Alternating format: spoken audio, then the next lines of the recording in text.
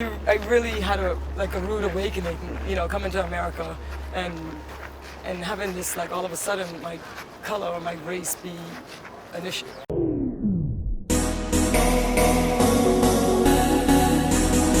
Hello, I'm Jared Dimitri, the Executive Director at Volatile Online. We are on our way right now to shoot the feature profile piece with the brand ambassador for Consciously Unbiased. Hi, my name is Kamala Forbes Madison, and I'm the Director of Diversity and Inclusion for Consciously Unbiased. So, I'm the Executive Director at Volatile Online. We are here with Kamala, model as well as brand ambassador for Consciously Unbiased. So as far as your position and how did you really get into working with Consciously Unbiased, like coming from a perspective of understanding what models are going through, understanding the inclusivity lack that was happening throughout fashion, how did you really step into that role, and was that one of the things that really made you want to step in and kind of join them? Absolutely. So just to backtrack a little bit, I started working first with Higher Talent, which is a staffing agency, and their focus is on making sure that we have representation of diverse talent in the workforce in general. So we represent and try to advocate and push for more women in technology, for example, different minorities. We work with LGBTQ, veterans, just even working moms getting back into the workforce. So that really was the passion and the focus of Higher Talent from a staffing perspective. And then about a year ago, Consciously Unbiased was born out of the passion for diversity that our organization has. And this is really where I feel at home. Moving into this role as Director of Diversity and Inclusion for Consciously Unbiased really is where it all culminates for me, because taking a step back, I grew up in the Bahamas. I'm from Nassau, Bahamas. And I went to primary and high school there, and I think there were 2 white people in my high school. So I grew up, majority black, just in the country in general. So everything was just day-to-day normal for you? I wasn't diverse there. Right. In fact, I didn't even know that there were, That was the thing, diversity. What do I need diversity for? Everybody looks like me with it, yeah. Exactly, and it really was different when I remember I got to college, and one of my first few days there, they had a Black Student Movement meeting, and I was like, oh, this is going to be great. I'm going to meet all the cute black guys on campus, and and I'll make friends with girls who look like me. Right. And I remember going to one of the issues that were on the table at that time. They had an ad that was, like a poster that was in the cafeteria, trying to find people to come and work. They had a meeting and said, hey, we're going to go and march by the Chancellor's office because here's this ad that says got job, and it's it's a picture of a black guy with his pants hanging off of his butt and a wife beater and a big gold chain and a big nose, afro, and so really calling and signaling to black people like, hey, this job is for you. Come and work in the cafeteria. In a certain manner, like they're already kind of shaping your mind as far as, no, this is the only job you're going to get here at college, so come on and apply for this job. Right. And I just remember thinking like, okay, well, what's the big deal? Like, if you want a job, if you need a job, get the job, and if you don't need a job, don't. Or if you don't want to work in the cafeteria, go to the library or go to wherever else there are jobs. Go to Buffalo Wild Wings down on Front Street and get a job down there. So, but that perspective, of course, coming from the Nassau, Bahamas, like where everybody looks like you and you're being able to see yourself in every position. Yeah, our prime minister is black. The principal of my high school was a black female. So there was a lot that, we could, I saw myself represented everywhere. There was nothing I couldn't be, no one I couldn't be. Right. And that really changed when I got to America. So, as I said, in the fashion industry, I found a lot of pushback on, models of color being able to be what they wanted to be and book the type roles that we feel like we should have gotten. And then that's really where the passion was. Like when you live that, and even then I moved to New York, just trying to get a cab before the days of Uber.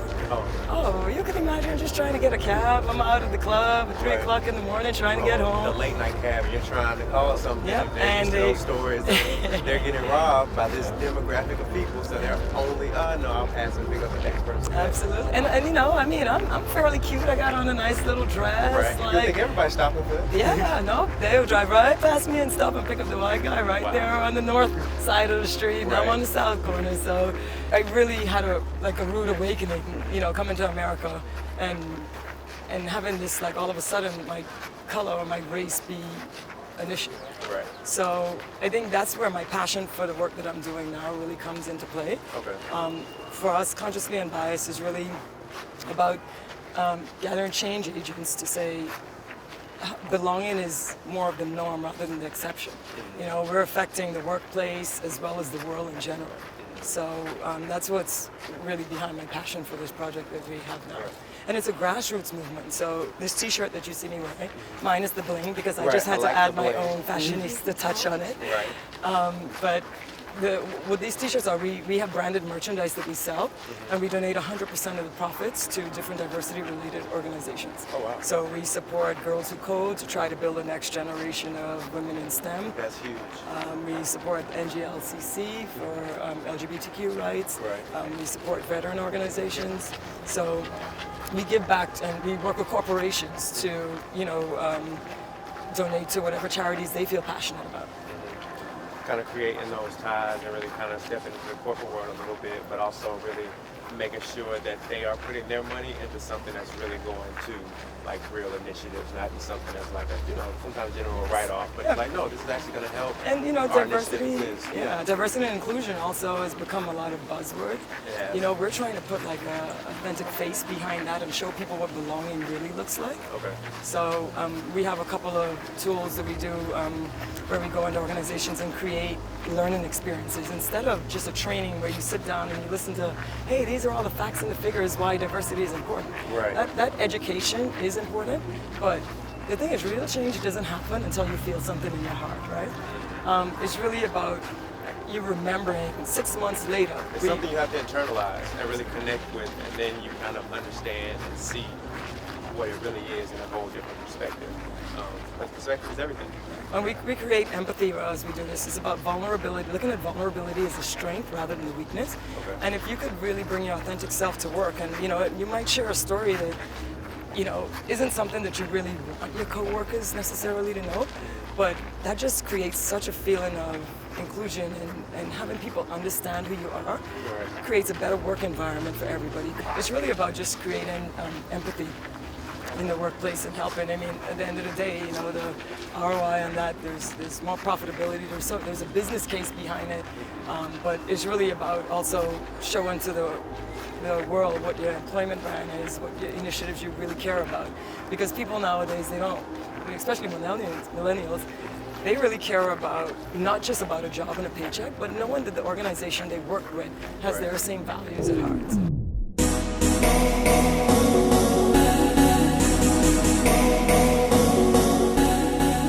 So another question I would ask is the fact that when you see and you hear the fact that inclusivity, inclusiveness, and diversity are now such buzzwords, do you think that sometimes people might be riding waves a little bit just to try to look like they're doing something versus actually doing it? Because I know you talked about tokenism a little bit before in the fashion industry of how, yeah, it looks like you have some more models, but it might just be the same models who offer that diverse aspect in all the same shows, but it's not really a different breadth as far as how many black models are now being booked, how many black models are now being signed.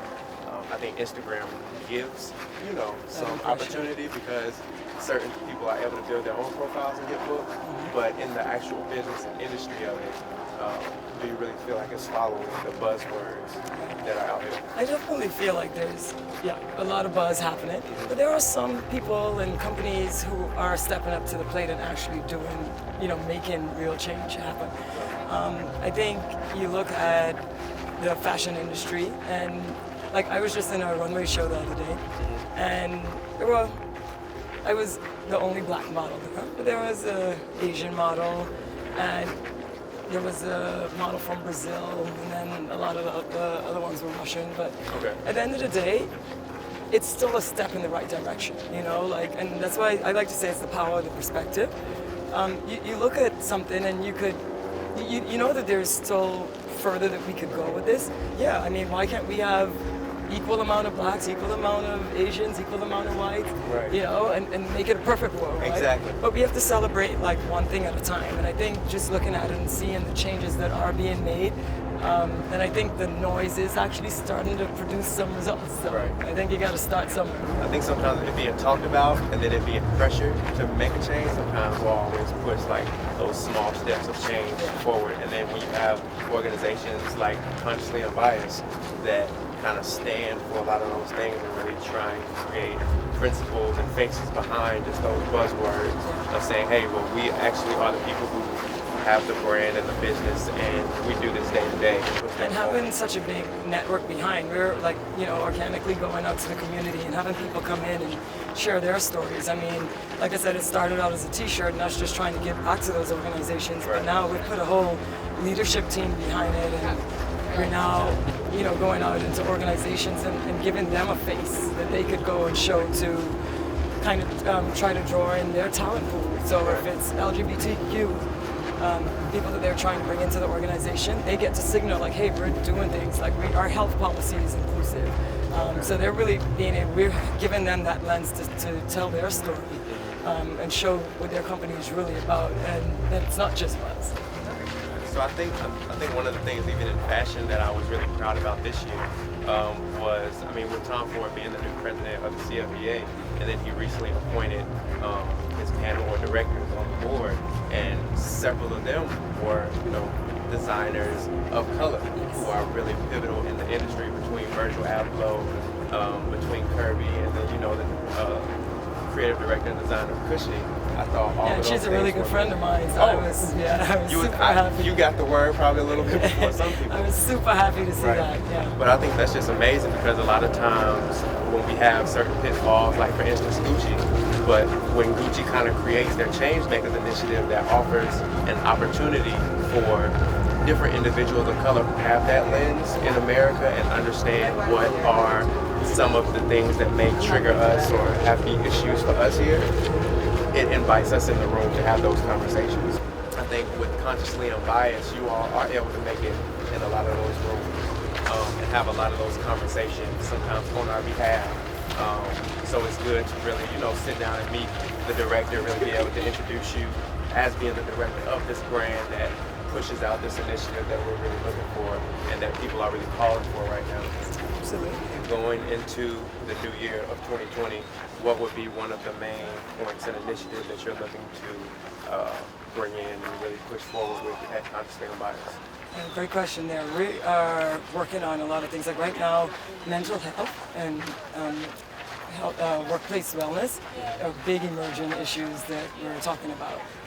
That's one way that we're going to tackle things. For 2020 podcast, we'll be bringing in different representatives, diverse. And kind of create those conversations. Right, because it's really like our whole thing is storytelling, right? It's for people to understand who people really are. Right. For people to really get to authentically share who they are, and they don't have to be like, oh, okay, well, I don't want my boss to know or our CEO to know XYZ about me, because if they really want to create cultures of belonging, you have to know who belongs in that room. You have to know who is in the room. Who are these people that are working? Yeah. And I think even with like, usually once businesses or organizations get to a certain height, a lot of that is lost. Because of course when you're a smaller business, you really have to know, and 9 times out of 10 you're already knowing the people you're bringing on board. But I think once you get into a bigger organization, a lot of that separation happens on both sides. Really, a lot of people try to keep their work life and their personal life very separate. Like, oh well. And that's what we're pushing for change right there. Right. Exactly. Where people feel, and you know, even just working through organizations like the employee network groups, you know, that's a way to kind of bring people in who have common themes, whether it's the African American group or the LGBT group or the working moms group. You know, Right. We have different organizations, the Hispanic groups, so we could bring people in you know, ways that they organically connect to each other. So that's an easiest start.